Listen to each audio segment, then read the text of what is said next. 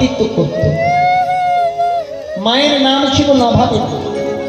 পূর্ব বাংলা থেকে পশ্চিম বাংলায় চলে এলো কেন? একদিন পঞ্চানন পণ্ডিত তিনিও মায়ের চরণে পুষ্পাঞ্জলি দিয়ে স্বামীকে বলবেন, ছেলেকে বুঝিয়ে বলবেন, আপনি অন্তত 3টা স্তন রইল। কি বললেন? ভগবান শ্রীকৃষ্ণকে 10 কোলা আমি পেয়েছি, যদি কে 1টি তুলসী পত্র আর 11 অঞ্জলি গঙ্গা জলে নমা বিষ্ণু বলে তাকে স্মরণ করে